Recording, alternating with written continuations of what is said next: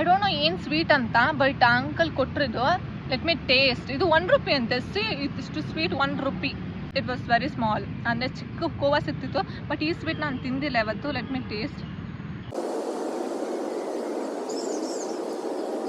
Okay, ಸ್ವಲ್ಪ sweet ಜಾಸ್ತಿ. ನಿಪ್ಪಟ್ಟು ಸಿಗ್ತದ, ಅವಾಗ ಸಿಗ್ತಿತ್ತು. ನಾನು ಅವಾಗ ಅಂದರೆ ತುಂಬ ಅಂದ ಕಾಲದವಳಲ್ಲ, ಈಗ ನಲ್ದೊಂದು. ಬಟ್ ಮೆನಿ 5-6 years ಆಯಿತು since I finished my school. ನೀವು ತುಂಬ ರಿಲೇಟ್ ಮಾಡ್ಕೋತಿರ್ತೀರ ಅನ್ಸುತ್ತೆ, ಇನ್ನೂ ಈ ಎಕ್ಸಿಸ್ಟೆನ್ಸಲ್ಲಿ ಇದೆಯಾ ಅಂತ. ಸೊ ಯಾ, ನೋಡಿ ಅಂಕಲ್ ನನಗೆ ಅರ್ಧ ಮುರಿದೋಗಿರೋದು ಕೊಟ್ಟಿದ್ದಾರೆ. ಸಿ,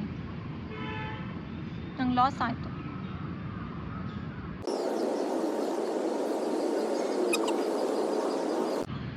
ನಾನು ಈ ಥರ ಫ್ರೈ ಮಾಡಿರೋದು ನಿಮಗೆ ಈ ಥರ ಹೊರಗಡೆ ಸಿಂಗಲ್ ಪೀಸಾಗೆಲ್ಲ ಮಾಡಿದ್ರೆ ಐ ಡೋಂಟ್ ರೆಕಮೆಂಡ್.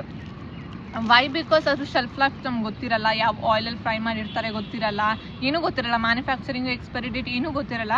ಸುಮ್ಮನೆ ನಾವು ತೊಗೊಂಡು ತಿನ್ಬಿಡ್ತೀವಿ. ಸೊ ಪ್ಯಾಕೆಟ್ಸ್ ಅಂದರೆ ನಮ್ಗೆ ಗೊತ್ತಾಗುತ್ತೆ, ಅದ್ರ ಮ್ಯಾನುಫ್ಯಾಕ್ಚರಿಂಗ್ ಡೇಟು ಎಕ್ಸ್ಪೈರಿ ಡೇಟ್ ಎಲ್ಲ ಓದಿರ್ತೀವಿ. I have seen. ಎಲ್ಲಾದರೂ ನಾನು ಮ್ಯಾನುಫ್ಯಾಕ್ಚರಿಂಗ್ ಡೇಟು ಎಕ್ಸ್ಪೈರಿ ಡೇಟ್ ನೋಡೇ ತಿಂತಾರದು. ಓಕೆ, ಅದು ನೀವು ಅಷ್ಟೇ ಹಂಗೆ ಮಾಡಿ. ಬಟ್ ಈ ಥರ ಐಟಮ್ಸ್ ಲೂಸ್ ಎಲ್ಲ ಮಾಡ್ತಾರಲ್ವ, ಸೊ ಅದಕ್ಕೆ ನಮ್ಮ ಶೆಲ್ಫ್ ಲೈಫ್ ಏನೂ ಗೊತ್ತಿರಲ್ಲ. ಸೊ ಆ ಥರ ಲೂಸ್ ಐಟಮ್ಸ್ಗೆ ಐ ಡೋಂಟ್ ರೆಕಮೆಂಡ್. ಬಟ್ ನಿಮ್ಮ ಮನೇಲೇ ಮಾಡೋದಾದರೆ ನಿಮ್ಗೆ ಗೊತ್ತಿರುತ್ತೆ. But be careful. ಅದು ತೊಗೋಬೇಕಾದ್ರೆ ಸ್ವಲ್ಪ ನೋಡಿ ತೊಗೊಳ್ಳಿ. ಅಂದರೆ ತುಂಬ ದಿನ ಇಟ್ಟು ಕೊಟ್ಟಿರ್ತಾರೆ, ಆ ಥರ ಎಲ್ಲ ಇರುತ್ತೆ scenario. Because will not be knowing ಅಲ್ಲ. ಸೊ